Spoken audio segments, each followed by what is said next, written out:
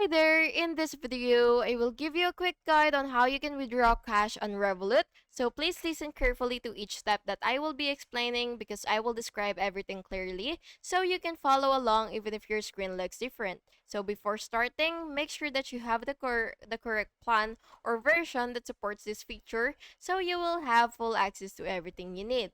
So first, what you will have to do is, of course, make sure that your country actually has Revolut or supports it. And then after that, what you will have to do is log into your account. And once you've logged in, you will go to the card section and then go ahead and click debit card. Then check the ATM withdrawal limit. And after that, you will go to ATM, you will insert your card, and then you will enter a PIN. And then you will select cash withdrawal and confirm amount.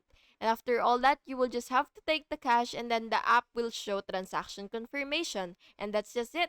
Thank you so much for watching this video and I really hope it was helpful for you. And if it was, please make sure to like and subscribe for more videos like this. Thank you and have a good day.